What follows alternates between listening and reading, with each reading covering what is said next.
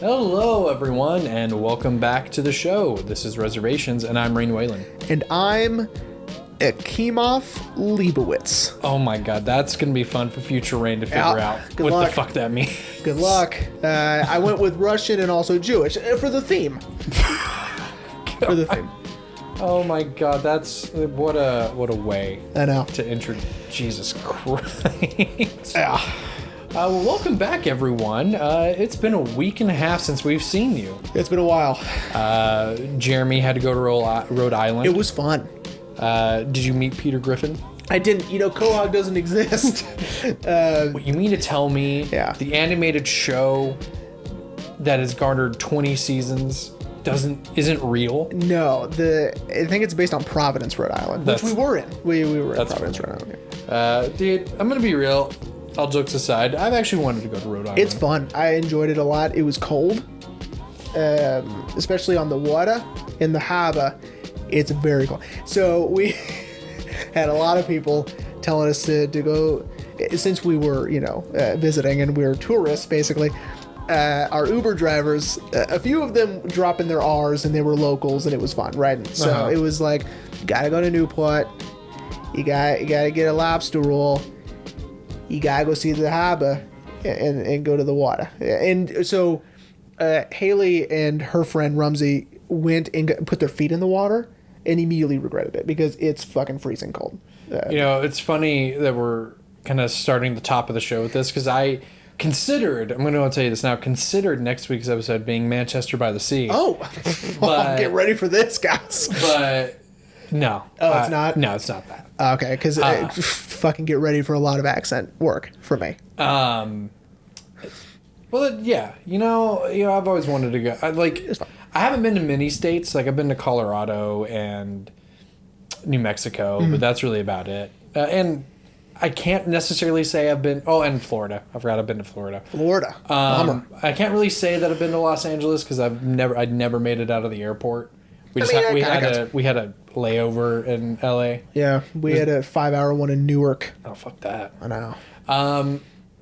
But yeah, that's cool, bro. Yeah, it was fun. I enjoyed it, and it was a nice wedding, and it was fun. Yeah. But it was probably better than that. It was better than that. Dude, we saw The Northman. Yeah, we did. Yeah, we did. What's better than A Celebration of Love? A movie about revenge. Oh, nothing is better than revenge. Nothing. Says the man who's going to get married in 7 months. Nothing is better than revenge. All right, the sweet taste of vengeance. Perfect. Yeah, dude. The best. Dude, The Northman was so rad. So everyone out there who knows, Jeremy and I are big fans of Robert Eggers, so it was only natural that we would see this movie.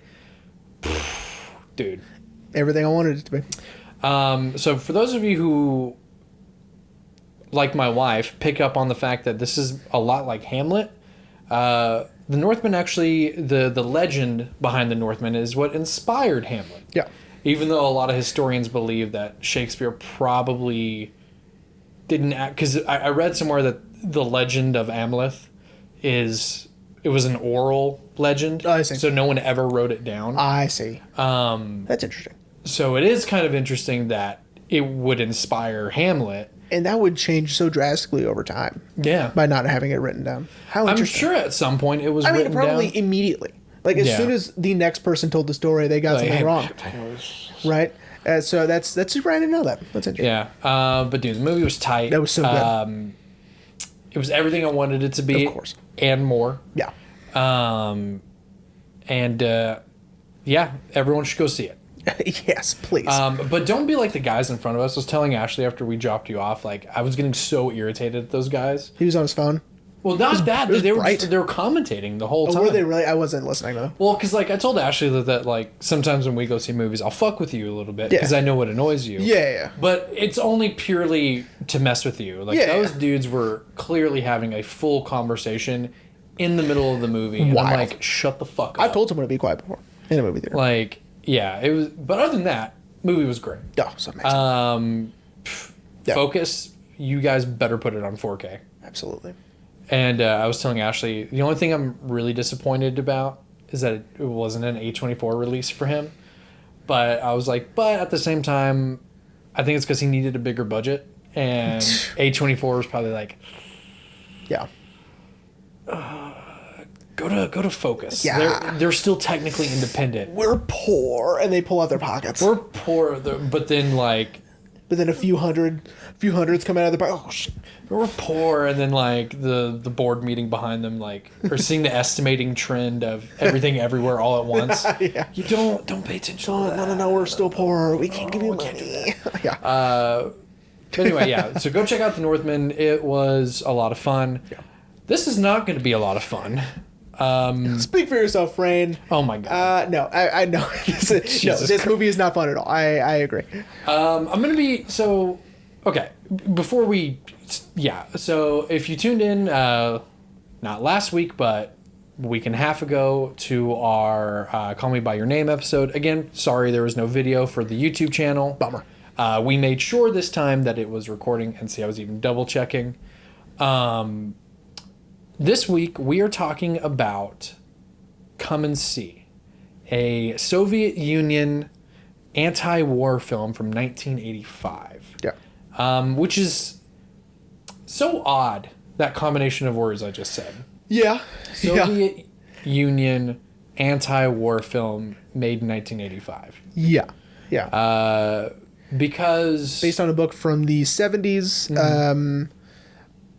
Oh man, I think it was like I the fire of whatever, kids from the anyway. It's something. It's about the because that stuff actually happened, and so so it is it's historical fiction, you would say. Sure, I guess. Yeah, I would say that it doesn't feel very fiction. Oh, not at all. Not No. at all. Now, I'd like to point this out before because I want to get this. I'm gonna seriously try to get through this as making as little jokes as possible, because there's not very much joking. No, I mean it's in this movie. The Russians, dude, they know how to make movies. I know it. We've talked about Mirror and Stalker, and this is just the movie was.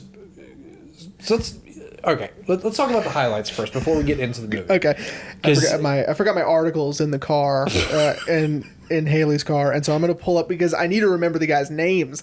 And fuck, they were written down on the whatever. It doesn't matter. All right, go ahead. So I just want to talk about just the highlights first, because I'm sure we're gonna bum people out.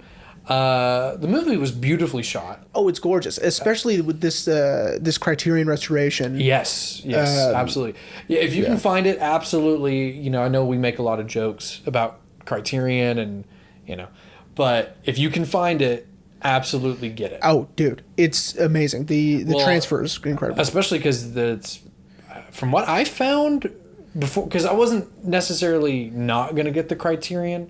But I was like, well, maybe in case I don't like the movie, I don't want to keep it. Because as I've told you, even if I don't like it, I'm going to keep it. Yeah.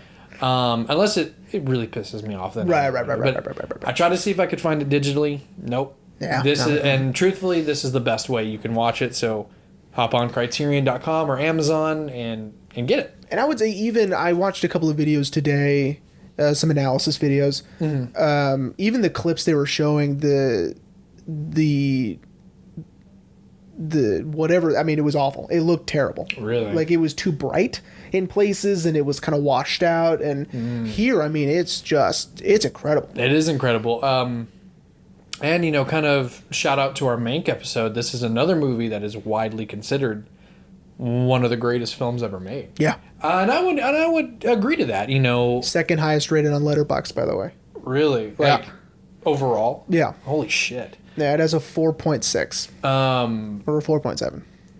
And so kind of, and shout out to our Irreversible episode, the realism of this is what makes it so amazing. Yeah. So let's go ahead and hop into it. Sure. So Come and See follows the story of, I'm going to butcher his name. Is it Floria? It's let's just say Flora, because Flora. There's a Y. Yeah, in the middle. Flyora. So that's So Flora. This is during World War II. Sort of not really the beginning, but no. I think it was 1943. Yes, 1943. So it's been going on for about... Yeah, we're gearing up to the end, but we still got a few years. Yeah. So we are in Nazi-occupied Belarusia. Mm-hmm. Modern-day Belarus. Yes. And Flora is... He wants to fight. Yeah. He is probably only, what would you say, 12? 13? He's 13. He's 13, okay. So, you know, a 13-year-old boy, you shouldn't be so considered... Most 13-year-olds aren't obsessed with war and wanting to fight, but Flora is. Yeah. And he wants to fight. Yeah. And he, with full optimism that he's going to fight on the front lines, signs up for the resistance against the Nazis and discovers that war is not what he thought it was. No.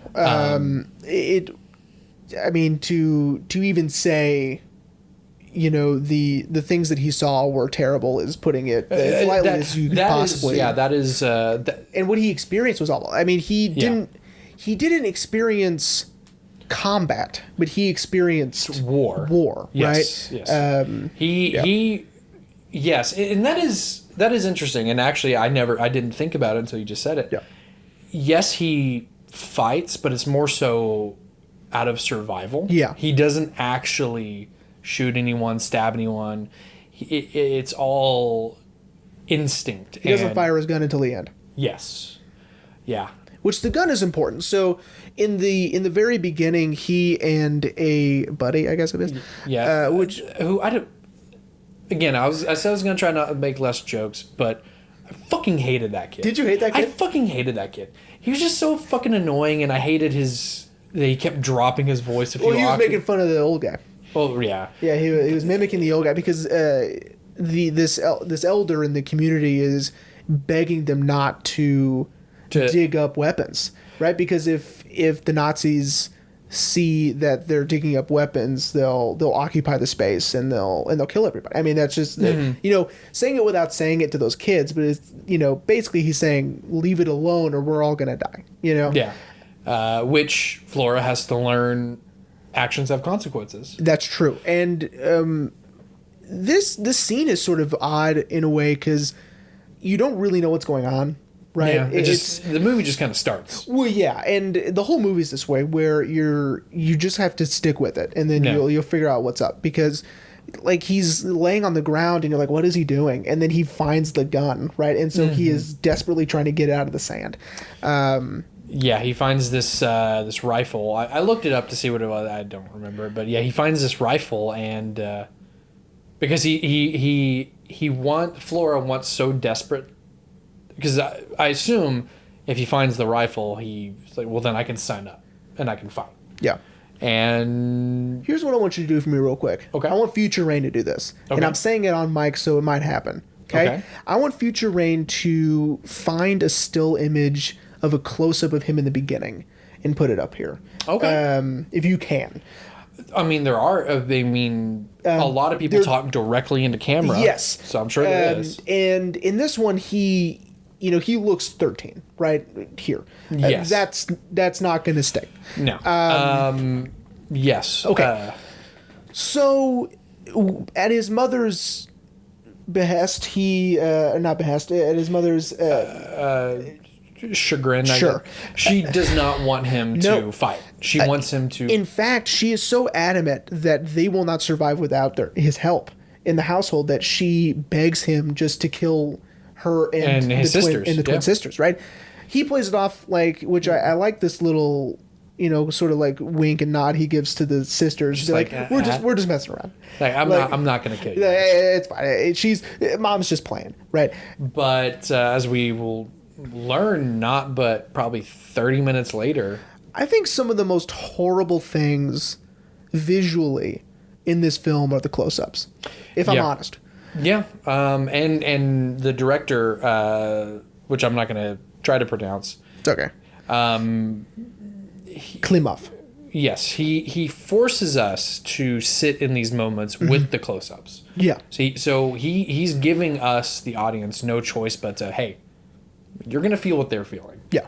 And it's going to be uncomfortable, and it's going to be awkward, and it's going to be horrific. Yeah, and in times. It'll be horrific. And most of the times, I would say. Yeah. I would say out of the three feelings I just said, 90% of it is horrific. Yeah. The 5 for awkward and 5 for uncomfortable. Yeah.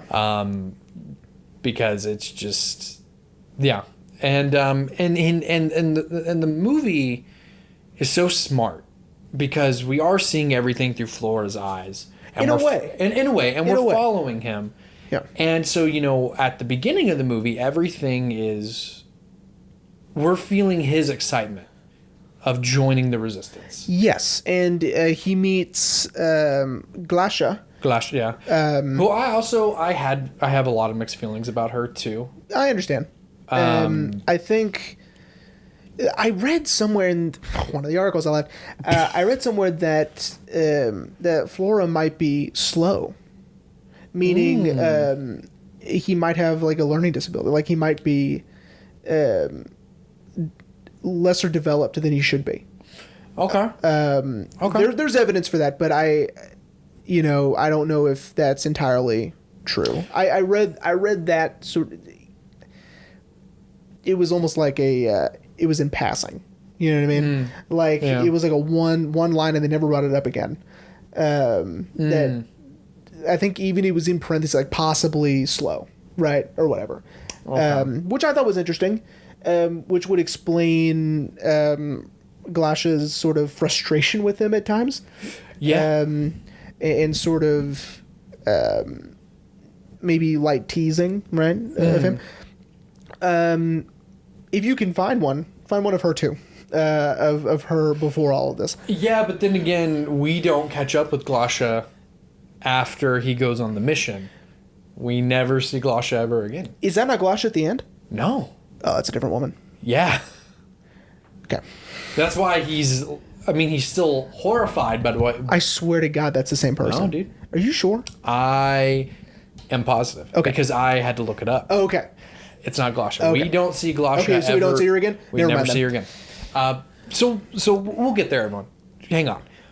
So I do like that we are seeing Flora... We are feeling his excitement. Yeah. We're like, okay, wow, he's going to fight the Nazis. Great.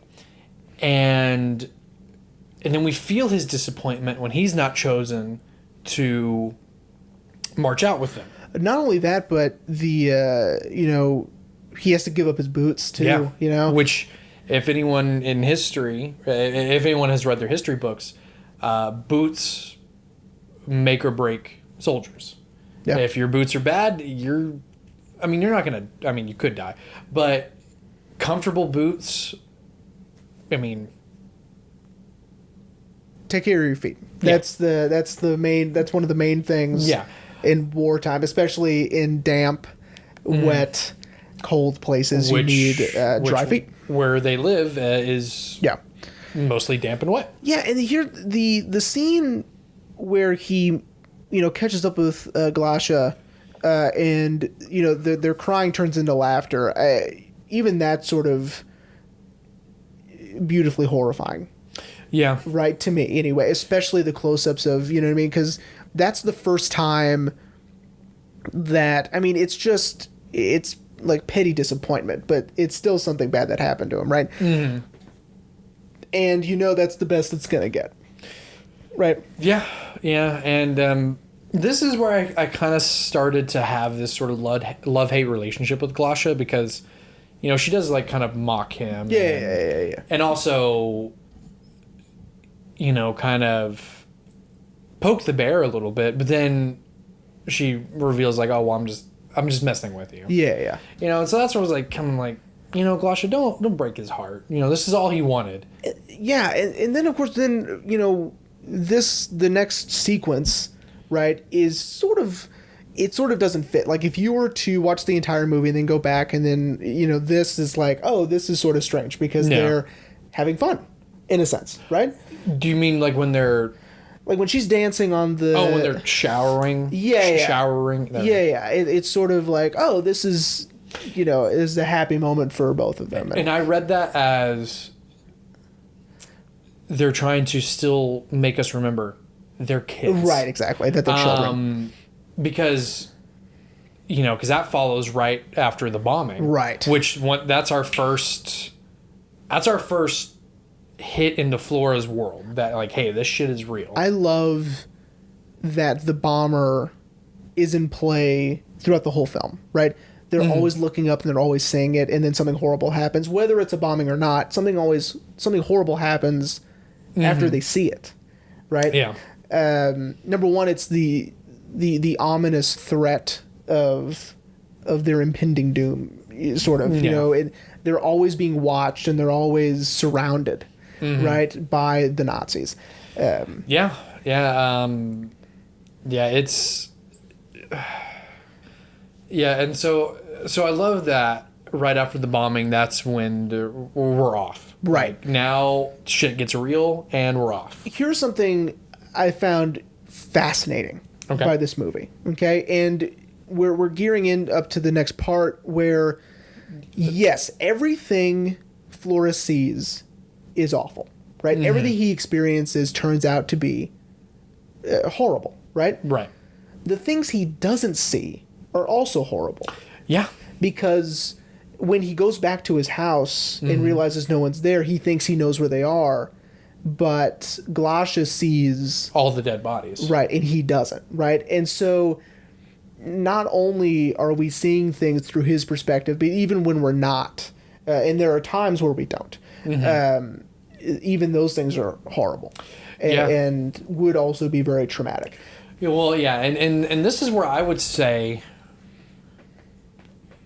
as a kid, trauma and denial come into play, because the audience, like I suspected when he comes home and there's no one there and there's flies everywhere, I'm like, oh, his family's dead. Right, of course. But he is so convinced that they're just gone. They went to the island. Yeah. That I'm assuming that they've probably frequented as a family. Even if not, I think he's just grasping. Yeah. Right. They have to be. Especially as he walks through this, the Borg is what it's called? A bog. Yeah. Which didn't make me physically sick, but I was just like, ugh. I know. Well, it's the stuff on top. Yeah, that's so disgusting. Yeah. And, I read in several places that that's tremendous commitment to the acting for the kids, because it's still outside and it's still wet and it's still cold. You know what I mean? Yeah, and they had to, and it's more than likely one take, and they just go through it. Yeah, and it's just awful, right? Yeah. And this is one of the moments that I think is one of the most horrible in terms of close-ups, when, she is screaming at him that his parents are dead, and he's gripping his head and he's crying and his eyes are red, and he's doing that thing where when you shake your head so much it turns purple, and it's again, okay, there was a movie called The Passion of Joan of Arc, okay 1927, I believe, or 28, a silent film, Italian, okay it is about the trial of Joan of Arc. Oh, is that what it's about? Okay, yeah. It is done almost exclusively in close-up. Okay. And this is what it reminded me of. Because the acting in that film is tremendous. It's incredible. It's some of the best acting you'll ever see. And people still say that to this day, that Passion of Joan of Arc is some of the best acting you'll ever see. Because there's no hiding it. It's in close-up, right? Right. This is the same thing. I cannot imagine being this good, especially at this age. Yeah. Right? Yeah. And I did some research, and the guy that plays Flora is still alive. Yep. But this is kind of like the highlight of his acting career. It's going to blow your mind. Well, maybe not. It blew my mind because I've seen part of the movie. I've seen half the movie. But he was in The Painted Bird, a film very similar to this. Really? Yeah. And it came out a couple years ago. I wonder what they had to say to him to get him to do it. Well, I mean, he's an adult now, so he just, It's like, I need the money, please. But it is about a kid going through these horrible things during World War II, right? I mean, it's, anyway, Google the Painted Bird. It's incredible. I've seen half of it so far. It's a 3-hour movie. And, Oh shit! and it is pretty horrible. I mean, it's terrible, the things that this kid goes through. And the kid is younger in this one. Okay. Anyway, so the acting is tremendous in this scene. And remind me what happens. Does he meet up with those guys after this? With the yes, they do, with the Hitler statue. Well, right? they find them. Right. Yes. So he meets up with these group of I'm assuming survivors. Yeah. And one of them being the village elder, Yeah. who pretty much tells him exactly, like, I warned you. And he is the makeup effect on this. Yeah, it's unreal. He genuinely looked like he was burned. Yeah, I mean it's grotesque. Yeah. Yeah. And and so Flora is distraught. And so I'm going to go ahead and tell you now that you asked me what Yes, I was going to ask you when were you the most disturbed? It was that. that. So it's after, of course, he tries to commit suicide and it doesn't work. And these people and Glosha, they comfort him, but he is just so, Yeah. his eyes are beginning to sink in. He's not really eating because he's just so guilty that because he finally probably gets it, he probably is responsible for his mom and sister's death. Yeah. And not just their death, but this entire village. And this gentleman, this elder, He more than likely will die. he will die. Yeah. And all he had to do is not Just leave it alone. not dig up the rifle, but even And it could have been inevitable. It didn't have anything to do with that. more than likely. it absolutely could have been But inevitable. In that Especially kid's mind, yeah, this is all his fault. in Flora's mind, he told me not to do it. I did it, And and look what happened. the And Germans came. And look what happened. Right. Yeah, and so that was my most disturbed. Okay. Just because I was like, holy shit. We're not to mine yet. I had a feeling. I was like, oh my god. I mean, when you but- asked me that, I was like, oh my god, his is probably going to be way worse than No, mine. I don't think it is, but it is a close up. But anyway, we'll get there. But yeah, so because that just affected me. I don't know why, just because I think because knowing that he is just so like, this is all my fault. Right. And I think that's what disturbed me. Even though the movie does progressively get worse and worse and worse, that's, I think, what disturbed me the most is that he's just like, in a fleeting moment, you can tell he's sort of giving up. Right. Until he kind of proves otherwise, and Is this where they cut his hair? yes, Okay. for the statue.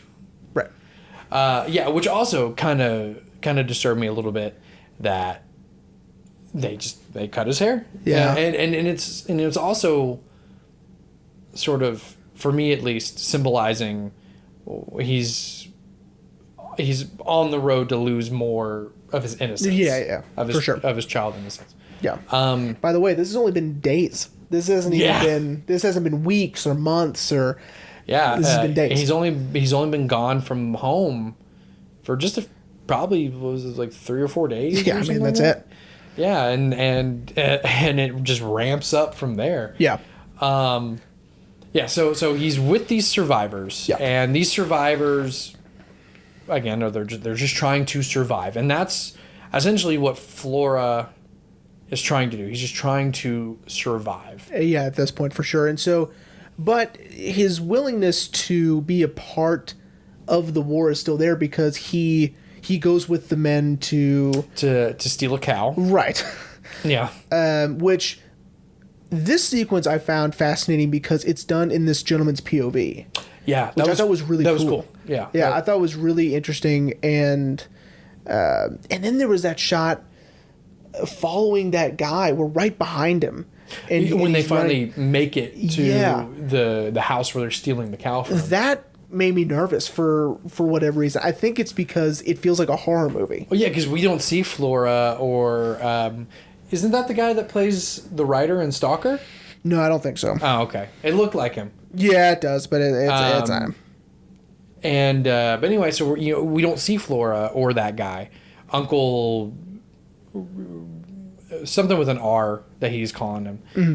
But we don't. So yeah, it was kind of like a horror because we're not seeing we're seeing it from their perspective, but only their perspective. And again, I think it just, it's the whole movie is basically shot like a horror film. It's not, it really and I is. did watch a video that explained why, and that was one of the shots that they had mentioned, and I remember just feeling uneasy. Yeah, because I feel like it makes you feel uneasy because we are kind of seeing, we're seeing it from Flora's perspective, but it is sort of with blinders, so we're not seeing really anything else. We're just seeing what he's focused on. Yeah, and it's sort of like this man is being chased. Yeah. Right, almost, right? And even though he's on our side and we're on his side, it still seemed odd. Yeah, It's just different, right? But that's okay. We didn't have to worry about that guy for very long because he blows up. And which was, in and of itself sort of disturbing, but the leg was an interesting touch. Finding the foot and the ankle. We don't see it, just we see the aftermath. But of course, when you're with them, they are focused on one thing, and so they don't have enough time to sit and process. Right? Because it's not even more. I mean, like, Flora doesn't know these people, so he's just like, but to process what the hell just happened, he has to just keep going. We need food. We need supplies. Yeah. Right? Or these people will die. He's learning to compartmentalize almost in a way, right? Yes. And press down these feelings of we just got to keep moving. Yeah. Survive. We got to keep going. Yeah. So don't laugh at me. Okay. I was very concerned for that cow. Yeah. With good reason. Because as you know, I am an animal lover, and it's really hard for me to be okay with animals being hurt. Yeah. In film, especially, in a movie from 1985. But obviously, I'm sure they figured out some way to make. I'm pretty sure that cow was fine. Haley asked me the same thing. I go, I'm pretty sure the cow's fine. They wouldn't have shot a real, actually, literally shot the cow. They did use live rounds in this movie, but that's I think what hit it looked like it was just. Oh, it was fine. Probably, yeah. The cow's fine. Not anymore. I'm pretty sure they used a fake one when he wakes up the next morning and is trying to pull it. I'm pretty sure it's a fake one, but and we're gearing up now to the worst part of the movie, to the worst of it, because just so if everyone's listening and watching, I don't want everyone to think we're just kind of rushing through this, because the movie, there is a lot that happens in this movie, but it's almost like chunks. We have the beginning of, we feel Flora's excitement, and then we have, this middle section where we are learning through him that it's not all glory and patriotism. Yeah. And then we have the final, I guess, act where it ramps up and Flora finally kind of understands. Yeah. But yeah, so don't think we're just rushing through this. It's just these are the big chunks. We'll go back after too. It's fine. Yeah. So the ramp up. So Flora. This is when Flora. This is really when he's in survival mode. Yeah. He is the last person alive of the. They kept saying the mission. Yeah. He's the last person alive, and he is in a heavily occupied area. Yeah. To where even he tried to steal that guy's horse, which whatever. But that guy was like, that guy ends up saving his life. By take that coat off, hide that gun. You know what I mean? Like, and this is your name, this is your mom, this is your right, exactly. family. And like giving him a backstory. He's undercover now, or whatever you want to say, and he's hiding now. Yeah. This is now fight or flight. This is flight time. Yeah, and so I would assume this is probably something similar that happened to his village. Yeah. These Germans come in and they're demanding food and water. And they're acting like, once we get these things, we'll leave you alone. And I don't know if you caught this. I didn't, but I read about it. Is that yes, there were Germans, yes, there were Nazis, but there were also locals helping and aiding the Nazis as well. In the later when they get captured, Oh yeah, you know, that guy kept saying, "I'm not German," right? Yeah. Because he isn't. oh yeah. I didn't pick. Right. I didn't pick up on that until the end. Yeah, because he isn't. Because he is a local, but he has turned on his community and sided with the Nazi Party, right? Which is just as bad, if not worse. Oh, yeah. So, but these particular Nazis are all criminals as well. Like they weren't. Like these guys were also The worst of the worst. As yeah. well. I mean, they were criminals before they were Nazis. Is what I'm saying. Yeah. And I had to read about that too. I didn't know about that, but Yeah, and you just had to know, I guess. And so they lull these villagers in sort of a false sense of security and herd them into a church and pretty much say, the kids can go. No, right? the kids can stay. If you are willing to leave the kids, you can leave. And you can leave out of this window right here. And of course, like, Flora's like, I'm getting out of here. Yeah, Flora's like, fuck. Yeah, so If we should mention... if they're letting people get out of here, I'm getting out of here. Yeah, we should mention Flora gets kind of...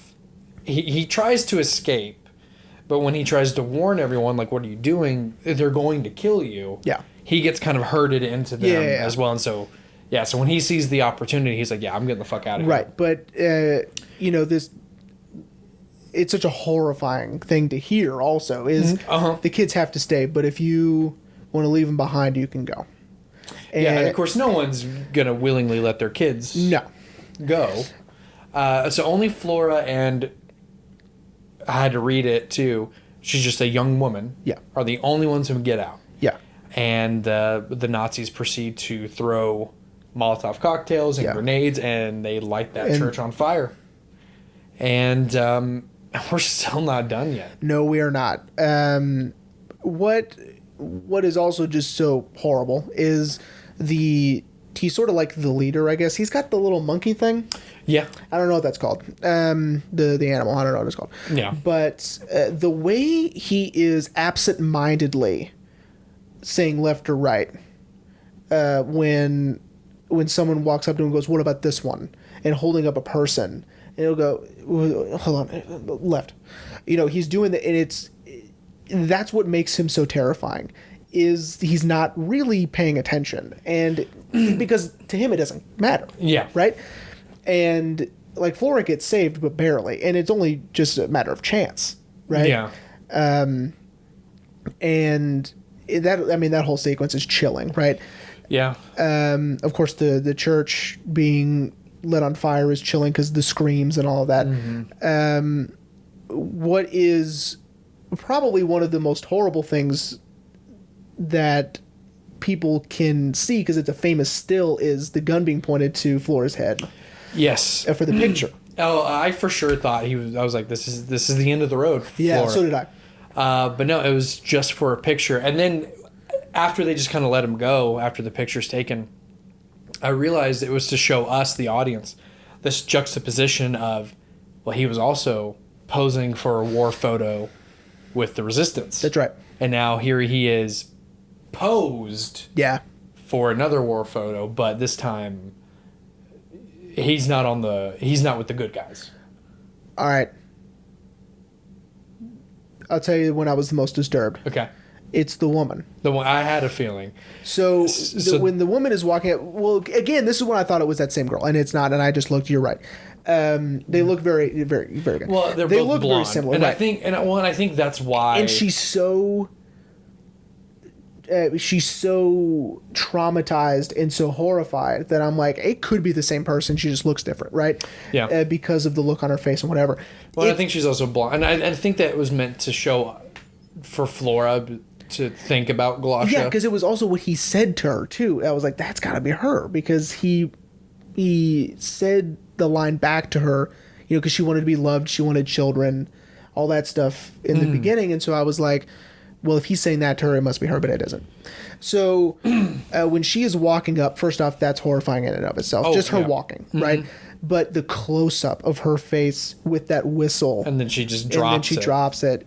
And then to cut back to Flora, who looks just as bad. Yeah. Right? Homie looks rough. Yeah, with, the bags under his eyes, the wrinkles in his forehead, his haircut, the blood on his face. Yeah. It's all of that together, right? And then his mouth barely moving when he speaks, too.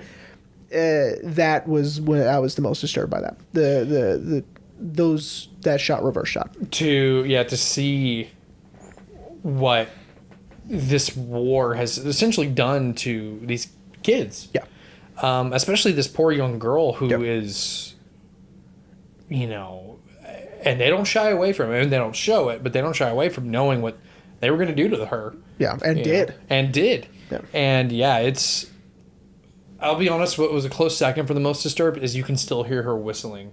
Yes. Later on. That kind of, I was like, oh, fuck. Yeah. Because she dropped it, which meant at some point in her very fugue, traumatized state, she put it back in her mouth. In her mouth, yeah. Because that's probably the only thing she can hold on to. Right. To cope. Yeah. And then we get...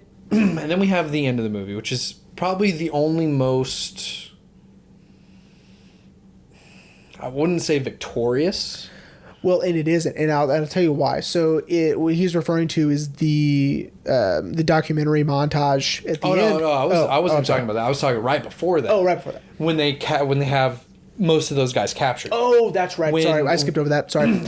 When Flora's resistance buddies have caught up with everyone. Right. And you think that for a moment... first off, that fucking speech that guy gives is just horrible. There should be a count for how many times I've said that. The Nazi saying that not every race gets to make it. Mm-hmm. Not you. That's why we wanted. Yeah, it was the guy who told him the kids have to stay, but you can go. Right. Yeah.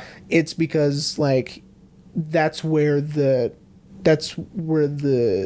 lineation or the generation ends there. And so we're getting rid of you, right? Mm-hmm. You don't get to make it. Not everybody deserves to make it. Not everyone has the right to survive, right? And the whole thing is just so icky and so disturbing and horrible. Yeah, and this is the hate mongering that Hitler was peddling. Right. Homie definitely drank the Kool-Aid and was like, you're right. Yeah. You're right. These people don't get to make it, so we get to choose who gets to make it and who doesn't. And it's awful. But it's also, something that, again, which is so wild, again, that this movie was made in 1985, that they got it. They're like, yeah, this was truly horrible. Right. And again, you think that they're going to give them a taste of their own medicine by lighting them on fire, and then they don't do it. Mm-hmm. Right. I was very shocked by that. They decide we don't want to be like them. So shoot them, get it over with. Yeah. I'm also maybe this was just me reading into it, but I was also impressed that the commander of the resistance, I personally felt like recognized Flora, but then finally recognized him as like, the new recruit knows now. But he doesn't say anything to him. Right. So it's kind of like this silent respect is what I got from it. At least. Perhaps, or maybe just it could even be colder than that and being like, now he gets it. Mm-hmm. Almost as if not out of respect, but out of, I told you. Right? Yeah. I told you so. Their first interaction together, when Flora meets him and he's like, why didn't you shoot? He's like, well, I recognized you. It doesn't matter if they don't give you the password and they don't stop, you shoot. Yeah. And Flora is just so like, oh, okay. Right. And that probably makes more sense. Yeah. He probably, as soon as he probably because they lock eyes for a second. Yeah. And he probably was like, there it is. I told you so. Yeah. Okay, now we can get to Now we get to it. Yes. Yeah. This really cool. I really loved it, especially because Flora kind of sees another kid And it's almost them saying this is how he started. Yeah.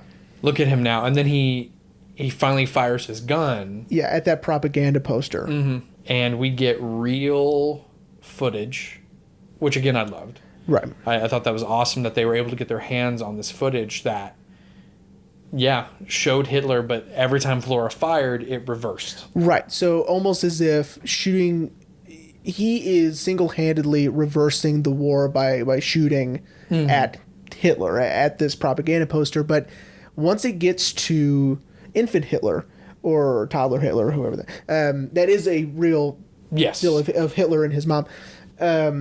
He stops, right? So the whole thing is done in reverse, and it's almost like a sick joke, right? Like, as if it were even possible to reverse everything that has happened, right? Mm-hmm. It's impossible, and what is done, right? Yeah. There is no going back. But even if Flora is imagining all of this, right? But once it gets to, this child, right? He can't do it, and he stops. Because he would be just like Hitler if he had done that. Yeah. Right? If he had fired again. And I guess theoretically killed, this child. Well, and it's and I'm not trying to make a joke, it is a thing that, a lot of movies and TV shows have talked about. If you could go back in time and kill Hitler, as a child, would you do it? Right. More specifically, because I just recently watched it, in Deadpool 2. Yeah. The super duper cut. Right. He does go back in time to kill baby Hitler, but even he can't do it. Right. So it's like, Flora realizes that he would be just as bad if and that whole sequence is great, and also terrible because you're realizing that no matter what you do, you can't take it back, and all this stuff happened, and it will, I think the most disturbing thing in the movie is that he gets back in line and they keep going, and we can't find him. And not only can we not find him, but it's not over. Yeah, they still. It's not over. He still has 2 years to go. Yeah. Right? And if he makes it 2 years, and he probably won't. And I think that that's sort of what you're supposed to get from this ending is like, yes, we got this sort of like pseudo victory, pseudo catharsis with Flora, and then he just gets right back in line with the resistance and keeps going, and you're like, oh, that's right.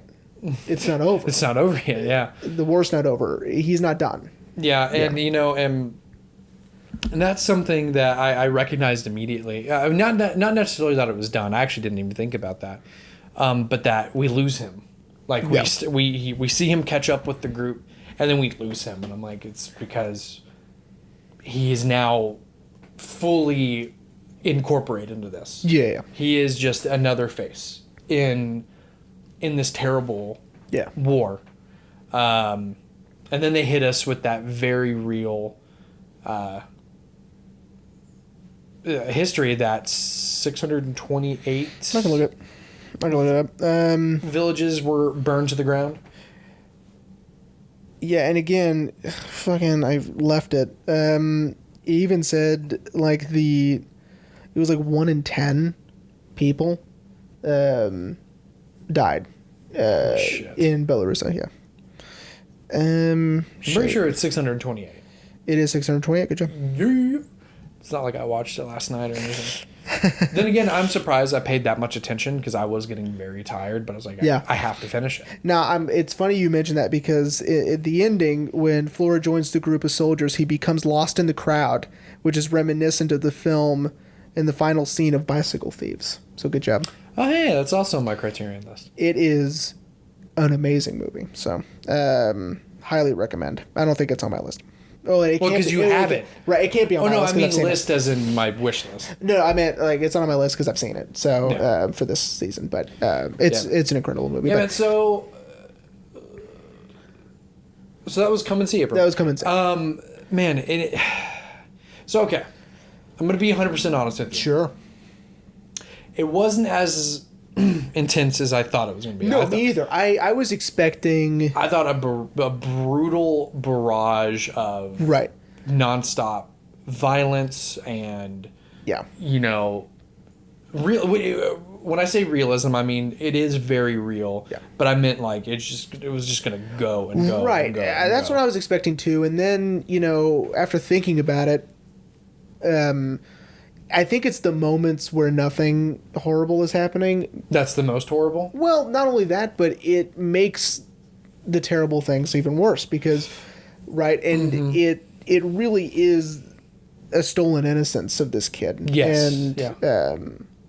I mean, by his own admission. By his yes. You know what I mean? Like, it'd be one thing if someone forced him into it. Yeah, if the movie played out like the Germans invaded his village and he had no choice but to fight against them. If anything, it's more depressing because he wanted had this. good intentions. Yeah. And he ended up where he's at. And, you know, I'm sure by now... and now I'll have a future random have a picture up of what Flora looked like at the end of the movie. Yeah. Maybe a side-by-side would be cool. But, you know, that's just a few days. Yeah. You know what I mean? Like, it's like a week maybe or two. Yeah. Yeah. And it's brutal. Very brutal. Yeah. Excuse me, everyone. And it was rough, you know, but what I mean by like it wasn't as intense as I thought it would be, like it was very rough to watch these things because of the realism and even some of the surreal moments too. But it wasn't. Maybe it's just because we've been desensitized. I don't know. Maybe. I don't know, but it was still very intense, you know. And again, I applaud the realism. Yeah. I feel like if this movie shied away from that, it wouldn't have the impact that it's had. No. You know, like absolutely. You know, even you know the very awful thing of them pulling the grandma out of the house and just leaving her out in the open. Yeah. I mean, it seems odd, but if you think about it, she's bedridden. She probably won't survive out there, and they just left her out there. Yeah. And they were doing it to be mean too. Yeah. You know. Yeah, and it's worse than killing her. It's leaving her there to die. Yeah. You know, starve to death. Yeah, pretty much. Yeah, because, you know, and but it was good at the same time. Good because it was so beautifully shot and the realism. I need to find out what it's called, but they do it a few times, and it's where the foreground and background are in focus at the same time. Meaning, Flora's in focus in the foreground. Oh, where they have that sort of like... That haze in between, right? I don't know what that's called. I've seen it in a few movies. Oh, there's a ton of There's a ton, right? And I think it was brilliantly used here. They do it a few times. And again, the restoration on the Criterion is amazing. Oh, because I had to look into that because yes, that's another reason why I think I love the Criterion is the restorations and the transfers. Yeah. But yeah, you know, it was very significant for this one to have this restoration because it was, I think it was spearheaded by someone at the Russian like film academy or something like that, and overseen by all these people to make sure that it's preserved. You know, those shots, because again, you still get a close up of Flora and he looks, you know, horrible. Yeah. And great makeup, by the way. It's phenomenal makeup. Phenomenal makeup, you know, to make him look like he's now this... There's still a kid underneath there, but it's just enough to where, you know, he's aged 50 years. Yeah. Right? This 13-year-old boy is now almost 60. Yeah, because of the horrible things he's seen and the things he's experienced and, you know, how he himself has been treated. And it's the bags under the eyes too, man. I don't. God, it's so good. And the wrinkles in the forehead. I don't know how they did that. Yeah, especially if he had to, you know, be expressive with his eyebrows. One of the most expressive, you know, faces I've seen in movies is his. Oh, yeah. Incredible acting performance. And like I said, he's in The Painted Bird. I just need to rewatch it, sit down, watch it. Haley's going to be gone in a couple weeks. she's going to be on a camping trip with her friends. I think that'll be a good time to sit and watch The Painted Bird. Because in this one, it is done in this sort of... In here, it was like a non-spoken sort of chapter. You know, this chapter, this chapter, this chapter. In The Painted Bird, they're legitimate. Legit chapters. Yeah.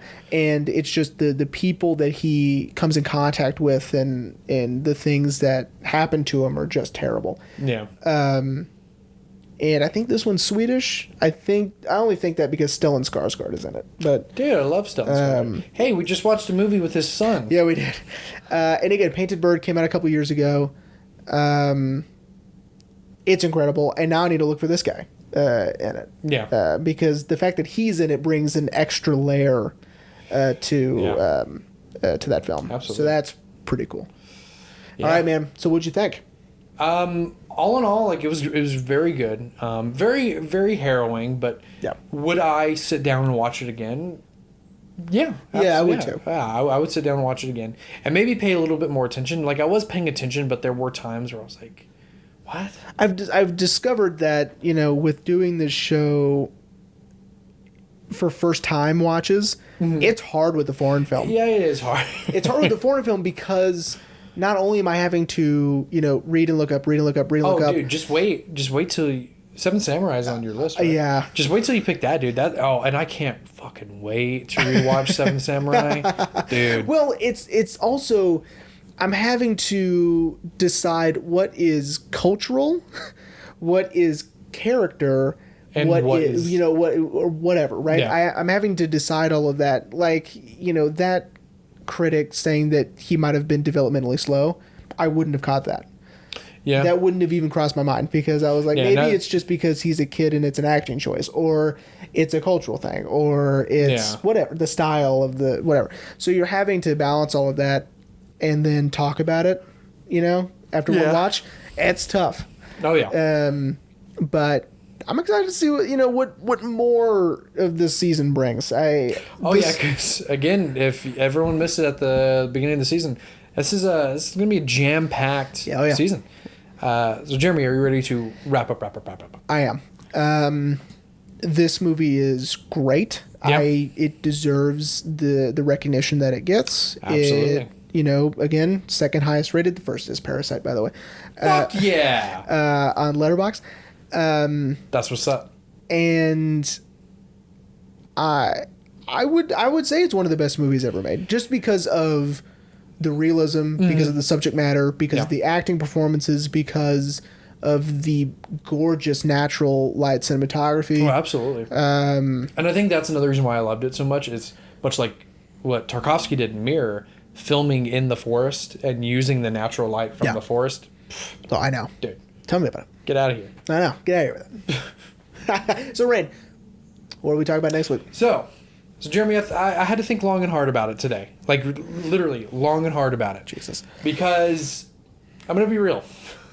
I need a break from the intensity. We watched The Northman. Very intense movie.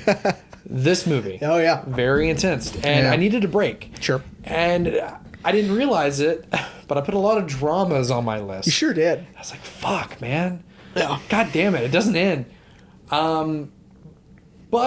like I told you off mic, I watched a lot of the trailers for the movie most of the movies on my list, and wrote down 5 of them and made Ashley pick. Yeah, and she picked one that I was like, okay, cool, okay, let's do it. So next week, because it's been a while since we've done a movie with this guy in it. So next week we are talking about Paul Thomas Anderson's Inherent Vice. Cool. Okay. We got our boy Joaquin Phoenix. Yep. Josh Brolin, Benicio del Toro. Reese Witherspoon, she in this? Yes, Reese with her spoon. Yeah. Hold on. Jenna Malone is in it as well. Those of you Donnie Darko fans know her. She's the love interest. Yeah. I forgot her name at the moment, but in the movie. But yeah, I'm excited. I haven't seen this either. So Yeah, it's on my shelf, as I say to my buddy Shep at work all the time. Every time he asks me about a movie, he's like, "Have you seen that?" I go, "No, but it's on my shelf." yeah, I will see it. Yeah. Yeah, I remember seeing the trailer for this movie and instantly fell in love. Never got a chance to see it, and then Ashley bought me the book, and I was so happy. I was like, "Yes, I'm going to read the book. I'm going to go see the movie." Yeah. And I was actually going to get around to reading the book, and then we had not necessarily mildew, but almost, well, not mold. It was more so mildew in our apartment, and it ruined the book. No. There was some moisture that got in, Damn and it. because our you remember the old apartment had a built-in bookshelf. Yep. And some moisture got in at the top, and it ruined the book. So I never got a chance to read the book. Damn And I'm a lot like my wife. I don't like it when books have movie posters for the cover. Oh yeah, no, I don't like that either. But this one had that one, and I was like, I'm okay with that though. It's a cool movie poster. It's a cool movie poster. It's If a cool Future poster. Rain picked the right one. Yeah, it's a cool one. movie poster. Yeah. I'm excited, man. Paul Thomas Anderson, man, he is one of the best directors of all time. So can I tell you For one of the ones I almost did? Yeah, sure. I'll tell you two. Okay. One of them was almost The Farewell, Okay. which obviously we'll get to. I mean, we'll get to that. The other one was Adaptation. Oh, And man. I almost went with Adaptation, but I couldn't decide. So I was like, you know what? I need an impartial person who's never seen these movies. Right. Doesn't know anything about these movies. I think the only one she picked was because she knew what Inherent Vice was. Okay, yeah. That's all right. That's all right. That's fine. Inherent Vice. Paul Thomas Anderson. It can't go wrong. Paul Thomas Anderson. Nah, this I don't care what anybody tells this you. neo-noir mystery Comedy drama. Because the trailer's fucking hilarious. Yeah, the trailer's wild. The movie's wild, apparently, is what I'm told. Joaquin with some dope-ass mutton chops. Oh, yeah. So, Those were cool. all right, everyone. Well, we hoped you enjoyed this episode. Yeah. I feel like we tried not to make it as depressing. Yeah. But again, like we said at the top of the show, if you want to check out the movie, definitely get it on Criterion. And let us know what you think. And we will see you next week for Inherent Vice.